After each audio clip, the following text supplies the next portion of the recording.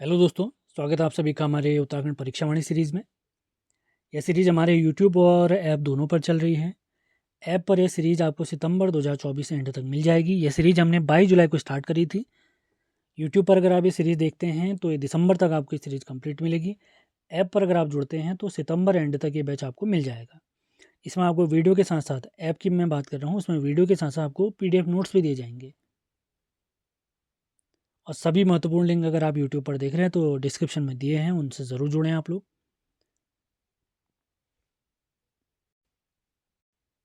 ये highlighted portion जो आपको दिख रहा है, ये पोर्शन हम समाप्त कर चुके हैं। पिछले लेक्चर में हमने अनुसूचित जाति जनजाति समाप्त कर लिया था। तो आज जो हम चैप्टर देखने वाले हैं, आज हम देखेंगे सांस्कृतिक तत्व। इसके बाद हम देखेंगे वन वाला चैप्टर और मिट्टी कृषि पशुपालन संबंधी। तो बिना टाइम वेस्ट किए स्टार्ट करते हैं। काफ़ी महत्वपूर्ण सेशन है, नोट्स आपने इसी तरीके से बनाना है, मल्टीपल टाइम रिवाइज करना है, आपका ज़रूर फायदा होगा। उत्तराखंड सांस्कृतिक तत्व, सबसे पहले मध्य और आधुनिक काल की बात कर लेते हैं।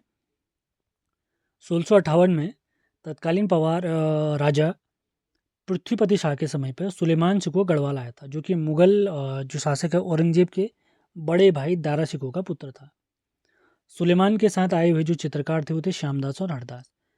इन्हें गढ़वाल शैली का, चित्र शैली का प्रारंभ भी इन्हीं को माना जाता है, इन्हीं से माना जाता है। मौला राम जी जो काफ़ी प्रसिद्ध व्यक्ति हैं, इनके वंशज हैं श्यामदास, उसके बाद हरदास, हरदास के पुत्र हुए हीरालाल, हीरालाल के पुत्र हुए मंगत राम और मंगत राम के पुत्र हुए मौला राम जी। हीरालाल जी से ही याद रखेंगे आप लोग, गढ़वाल शैली का सूत्रधारी माने जाते हैं, क्योंकि श्यामदास और हरदास पिता पुत्र की जो जोड़ी थी, ये सुलेमान शिकोह के साथ आई थी यहाँ पर। और हीरालाल जी मूल रूप से यहीं के हो गए। फिर आगे बढ़ते हैं तो सबसे पहले हम मौला राम जी के बारे में देख लेते हैं। इन्होंने 5 शासकों का, परिवार शासकों का शासन देखा। प्रदीप शाह, ललित शाह, जयकीरत शाह, प्रद्युम्न शाह और सुदर्शन शाह। मौला राम जी से चित्रकला सीखते थे। कौन सीखते थे? श्रीनगर में सीखते थे कुंवर प्रीतम शाह जी। मौला राम जी के प्रसिद्ध चित्रों की बात करते हैं। चंद्रमुखी, मयंकमुखी, उत्कंठ नायिका, विप्रलंब नायिका, वासक वासक सटिया नायिका, जयदेव बाजार और रामकृष्ण मिशन। सितार प्रिया, इंडोला, मस्तानी दंपत्ति का चित्र, जो कि प्रद्युम्न शाह और रानी जी का था। तो ये सभी महत्वपूर्ण चित्र हमारे मौला राम जी के, सारे आपने याद रखने हैं। अब बात करते हैं मौला राम जी के प्रमुख रचनाएं हैं। गढ़वाल वंश काव्य, गढ़ गीता संग्राम इनका प्रसिद्ध नाटक है। मनमथ सागर और गढ़वाल विश्वंस मूल गणिका। अब देखते हैं बैरिस्टर मुकुंदी लाल जी, जिन्होंने मौला राम जी के जो चित्र हैं उनको दुनिया के सामने लाए थे। तो इनकी प्रमुख रचनाएं हैं Garhwal paintings, some notes on Mola Ram और Garhwal school of painting. Very important, barrister Mukandi Lal. अब देखते हैं चैतू और माणकू जी के बारे में। इन दोनों के गुरुजी हैं मौला राम जी। तो सबसे पहले हम देखते हैं चैतू के बारे में। श्री कृष्ण लीलाओं के प्रमुख चित्रकार ये माने जाते हैं। इनकी 13 चित्रों की रुक्मिणी हरण चित्रशाला वाराणसी कला भवन में रखी गई है। अगले आते हैं हमारे माणकू। इनके गुरुजी भी कौन हैं? मौला राम जी हैं। इन्होंने 1730 में जयदेव द्वारा लिखी पुस्तक गीत गोविंद का चित्रण किया। इनके अन्य चित्र है एक फेमस आँख में चोली, आँख में चोली। अब बात करते हैं उत्तराखंड के लोक चित्रों के बारे में। सबसे पहले आता है ऐपण। इसका अन्य नाम है चौक, रंगोली या अल्पना। देहरी की सजावट पर चावल के आटे के घोल से इसको बनाया जाता है। इसे बिस्वार भी कहते हैं। चावल के आटे के घोल को बिस्वार भी कहते हैं। अब बात करते हैं थापा। पिसे चावल और रंगों से बने चित्र को थापा कहते हैं। पो, पो क्या है? माता लक्ष्मी के पैर के चिन्ह पो हो गए। अगला आता है नात या टुपुक चित्र।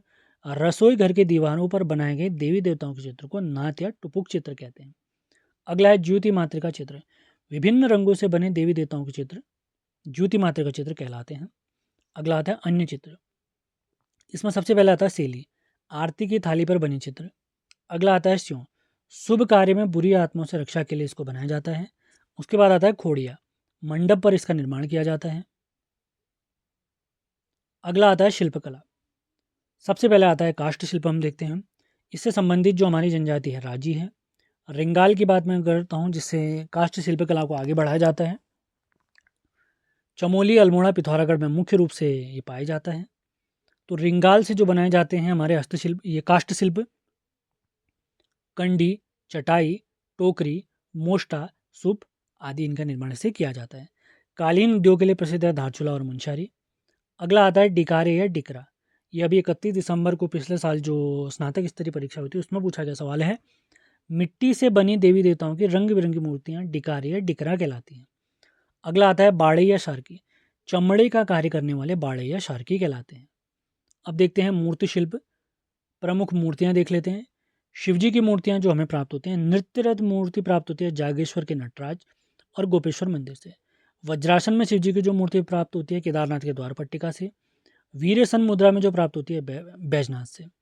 अब श्री हरि विष्णु की मूर्तियाँ देखते हैं। वामन अवतार की मूर्ति मिलती है काशीपुर से। खड़ी प्रतिमा मिलती है देवलगढ़ से।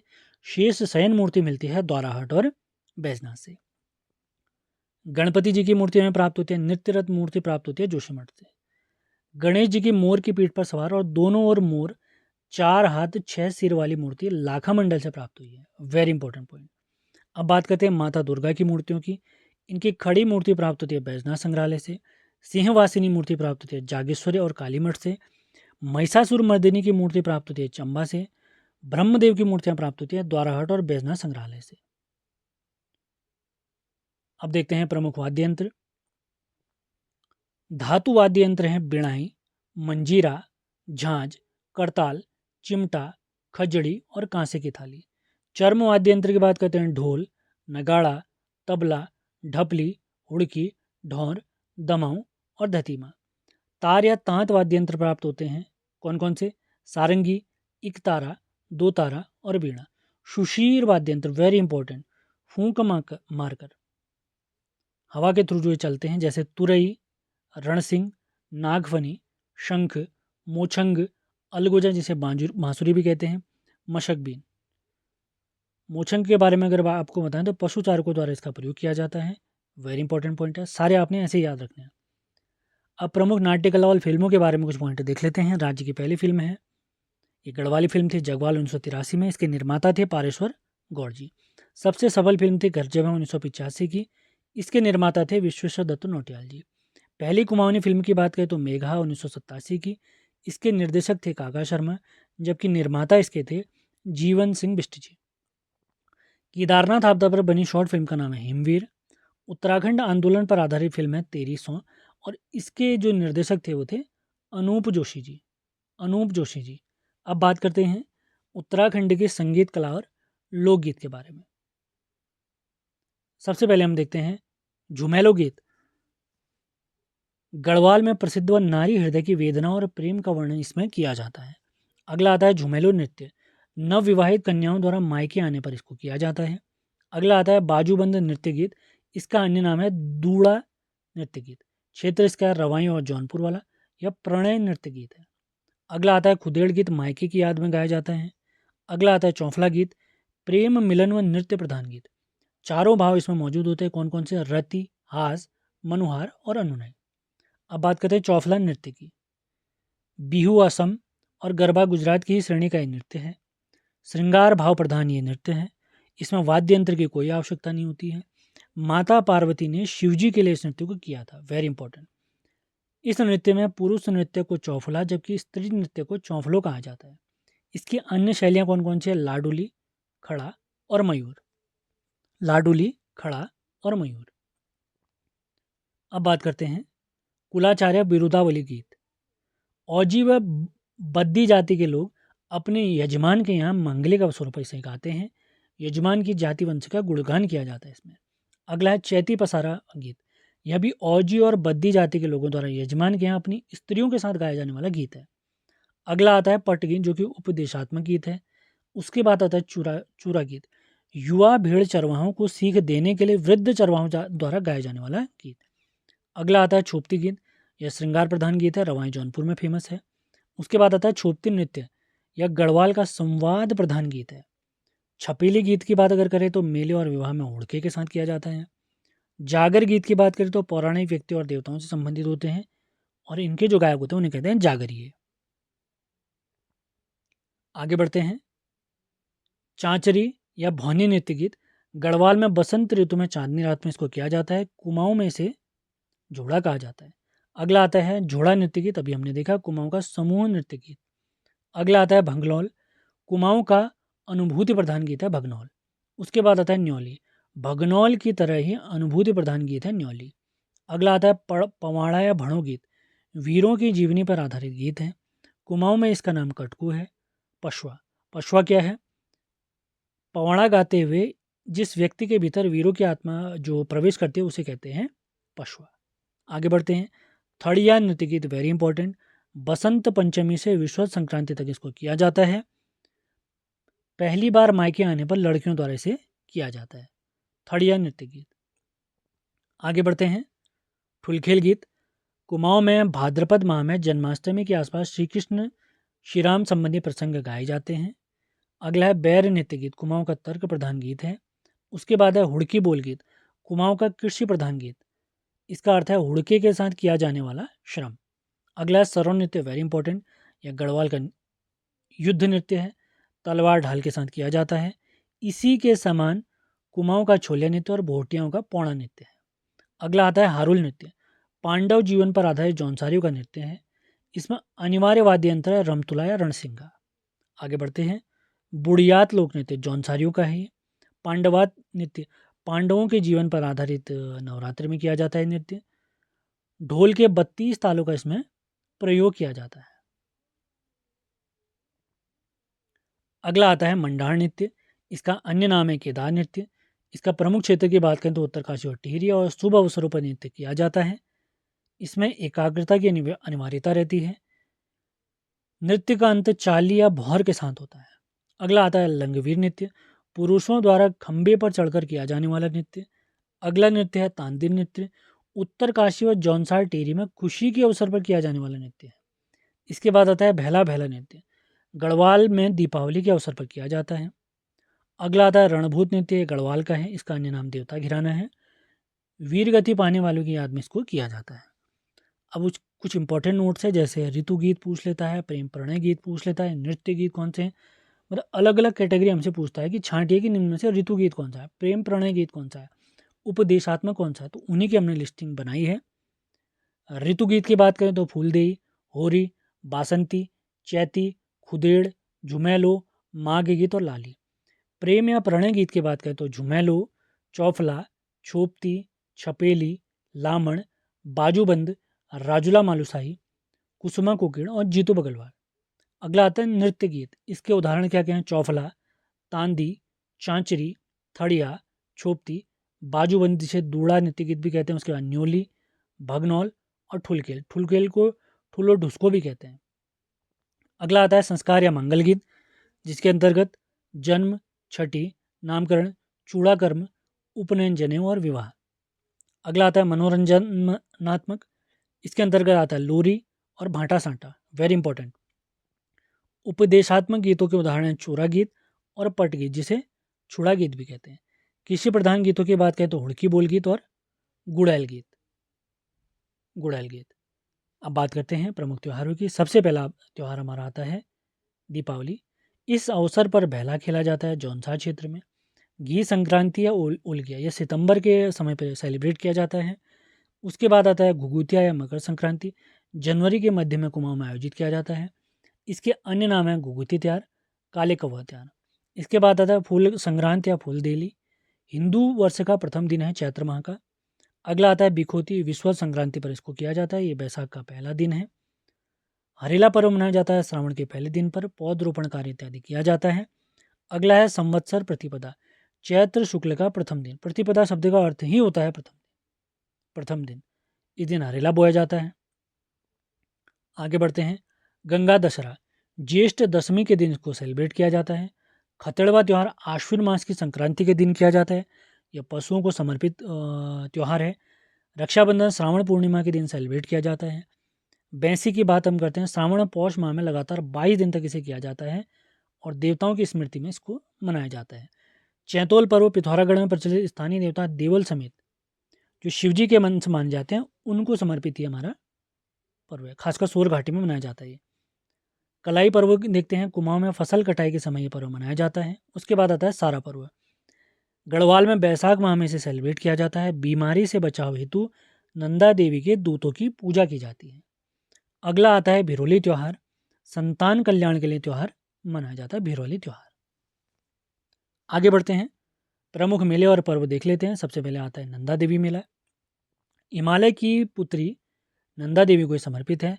भाद्रपद शुक्ल पक्ष की पंचमी के दिन ये सेलिब्रेट किया जाता है। अगला आता है श्रावणी मेला अल्मोड़ा के जागेश्वर धाम में। 1 माह तक चलता है और संतान प्राप्ति हेतु महिलाएं रात भर घी का दीपक हाथ में लेकर खड़ी रहती हैं, पूजा करती हैं। सोमनाथ मेला भी अल्मोड़ा का है, बैसाख के अंतिम रविवार को। पाली पछाऊ क्षेत्र रानीखेत में इसको मनाया जाता है, पशुओं के क्रय विक्रय संबंधी है। पहले दिन यहाँ लगता है सल्टिया मेला और दूसरे दिन लगता है ठुल कौतिक या बड़ा मेला। अगला है गणनाथ मेला अल्मोड़ा का। कार्तिक पूर्णिमा के दिन इसको सेलिब्रेट किया जाता है। आगे देखते हैं शालदे बिखौती मेला द्वाराहाट में। बैसाख माह के पहले दिन मनाया जाता है। इसमें झूड़ा व भगलौर नृत्य गीत गाया जाता है। अगला आता है श्री पूर्णागिरी मेला। टनकपुर में अन्नपूर्णा शिखर पर स्थित पूर्णागिरी मंदिर में चैत्र व आश्विन माह में नवरात्रि के समय पर। बग्वाल या आषाढ़ी कौतिक देवीधुरा चंपावत में श्रावण मास में मनाया जाता है। माँ वाराही देवी का ये धाम है। रक्षाबंधन पर पाषाण युद्ध किया जाता है। बग्वाल खेलने वाले झोंके कहलाते हैं, जबकि इसमें 4 खाम इसमें भाग लेते हैं, मुख्य रूप से चमियाल, बालिम, लमगड़िया और गहड़वाल खाम। आगे बढ़ते हैं। लड़ीधुरा मेला चंपावत के बाड़ाकोट में कार्तिक पूर्णिमा पर मनाया जाता है। मानेश्वर मेला चंपावत के मायावती के पास चमत्कारी शिला के सामने इसको आयोजित किया जाता है। पशुओं के स्वास्थ्य संबंधी ये मेला है। थल मेला पिथौरागढ़ के बालेश्वर थल मंदिर में बैसाखी के दिन मनाया जाता है। ये प्रारंभ होता है 13 अप्रैल 1940 से पहली बार इसको बनाया गया था। जौलजीबी मेला पिथौरागढ़ में काली और गौरी के संगम पर मनाया जाता है। अगला आता है चैती बालासुंदरी मेला। बालासुंदरी या कुंडेश्वरी देवी के मंदिर में चंद राजाओं की कुलदेवी को समर्पित है ये। अगला देखते हैं माघ मेला है बाड़ाहाट का थौल। उत्तर काशी में प्रति वर्ष 14 जनवरी को मनाया जाता है। कंडार देवता की डोली से प्रारंभ होता है। अगला आता है बिस्सू मेला। विषुवत संक्रांति के दिन उत्तर काशी और जौनसार क्षेत्र में इसको मनाया जाता है। धनुष बाण युद्ध जो यहाँ पर होता है उसे कहते हैं ठोठा खेलना, और इसके जो प्रतिभागी होते हैं उन्हें कहते हैं ठोठोरी। अगला आता है गेंदा कौतिक। थल नदी पर मनाया जाता है पौड़ी के भटपुरी देवी मंदिर में। इसका अन्य नाम है पहाड़ी होली। अगला आता है बैकुंठ चतुर्दशी मेला। श्रीनगर में कमलेश्वर मंदिर में से सेलिब्रेट किया जाता है। संतान प्राप्ति हेतु यहाँ पर पूजा की जाती है। लोसर मेला जनजातियों वाले में भी हमने देखा था। उत्तर काशी के जाड़ भोटिया इसको मनाते हैं। आटे की होली खेली जाती है और 3 दिन का मेला इसमें लगता है। समसू मेला उत्तरकाशी में मनाया जाता है। समसू मेला उत्तरकाशी में। अब देखते हैं प्रमुख उत्सव और महोत्सव। सबसे पहला आता है नौठा कौतिक उत्सव। बैसाख के 5वें या ज्येष्ठ माह के पहले सोमवार को सेलिब्रेट किया जाता है। पत्थर की वर्षा यहाँ पर की जाती है प्रतीकात्मक रूप में, मतलब शगुन करने के लिए। आदि बद्री चमोली में इसका नाम है हिमालय महोत्सव। आगे बढ़ते हैं गेंदी का खकोटी उत्सव पौड़ी में। बसंत पंचमी से बैसाखी तक चलता है। पांडवों से संबंधित है। चौफुला व झुमेलो नृत्य यहाँ पर किए जाते हैं। अगला देखते हैं सुरखंडा उत्सव। टेरी में सुरखुंडा देवी मंदिर में लगता है। लोसर उत्सव उत्तरकाशी में जाड़ जनजाति द्वारा लगता है। हिल यात्रा उत्सव पिथौरागढ़ में मनाया जाता है। चरवाहों व कृषकों का उत्सव है। यह नेपाल की देन मानी जाती है और यहाँ पर जो नृत्य किया जाता है उसे कहते हैं स्वांग नृत्य। अगला आता है रम्माण उत्सव, वेरी इंपॉर्टेंट। इसे प्रसिद्धि दिलाई थी कुशल सिंह भंडारी जी ने। बैसाख माह में किया जाता है। इसका अर्थ होता है रामायण उत्सव। यह जोशीमठ चमोली के सलूर, डुंगना और सेलेंग गांव में काफ़ी प्रसिद्ध है। इसे यूनेस्को की विश्व अमूर्त सांस्कृतिक धरोहर में 2 अक्टूबर 2009 को शामिल किया गया, वेरी इंपॉर्टेंट। और इस नृत्य को उत्तराखंड की जो झांकी थी गणतंत्र दिवस की 2016 की, उसमें भी शामिल किया गया। इसमें जो मुखोटा नृत्य करते हैं उसे ध्योपत्तर और खिलियारी कहते हैं, जबकि मूक उत्सव एक प्रकार का मूक उत्सव है। 4 प्रकार के अलग अलग यहाँ पे नृत्य किए जाते हैं रम्माण उत्सव में। अब देखते हैं प्रमुख यात्राएं। सबसे पहले आते हैं कैलाश मानसरोवर यात्रा। जून से सितंबर तक चलती है। यात्रा की अवधि 40 दिन। आयोजक की बात करें तो भारत विदेश मंत्रालय, कुमाऊं मंडल विकास निगम और ITBP। भारत का अंतिम शिखर स्थल है नवीढंग। अंतिम बिंदु है लिपुलेख, फिर उसके बाद तिब्बत आता है। 1962 तक ये यात्रा बिना वीजा की चलती थी। फिर भारत चीन युद्ध हुआ था, उसके बाद ये यात्रा बंद हो गई थी। फिर उसके बाद भारत और चीन के बीच एग्रीमेंट होता है, तो 1981 से कैलाश मानसरोवर यात्रा कंटिन्यूअस चल रही है। अब देखते हैं नंदा राज्य यात्रा बड़ी वाली। कांसवा गांव चमोली से हुमकुंड तक की यात्रा रहती है। हर 12 वर्ष में इसको आयोजित किया जाता है। कुल दूरी की बात करें तो इसमें 280 किलोमीटर की यात्रा है। 19 से 20 दिन का इसको में समय लगता है। यात्रा में 4 सींग वाला बकरा है मेरा भी चलता है। नंद केसरी जो कि नंदा राजत यात्रा का 10वां पड़ाव है, यहाँ से कुमाऊं के लोग भी शामिल होते हैं। अंतिम गांव अगर बात करें इस यात्रा का वो है बाण गांव। बाण गांव से ही लाटू देवता इसमें शामिल होते हैं। महिलाओं की बात करें तो महिलाएं केवल पाथर नचौड़िया नामक एक स्थल है वहीं तक आगे बढ़ती हैं। अब बात करते हैं नंदा देवी राज्यात यात्रा छोटी, हर वर्ष ये आयोजित होती है। कुरुड़ से बेदिनी बुग्याल तक ये आयोजित की जाती है। अगली है खतलिंग रुद्रा देवी यात्रा, उत्तराखंड का 5वां धाम यात्रा इसे कहते हैं। टिहरी में सितंबर माह में आयोजित होती है खतलिंग रुद्रा देवी यात्रा। आगे बढ़ते हैं पवाली का ठाठ केदार यात्रा टिहरी से रुद्रप्रयाग तक। दूरी की बात करें तो 29 किलोमीटर, अगस्त से सितंबर माह में आयोजित की जाती है। अगली यात्रा है सहस्रताल महासरताल यात्रा, भाद्रपद माह में टिहरी से उत्तरकाशी तक यात्रा आयोजित की जाती है। अगली है वारूणी पंचकोशी यात्रा, उत्तरकाशी में 15 किलोमीटर की ये पैदल यात्रा है। अब देखते हैं आज के अंतिम टॉपिक, प्रमुख सांस्कृतिक संगठन। सबसे पहले आता है संस्कृति साहित्य व कला परिषद, देहरादून में है, इसका गठन 2004 में।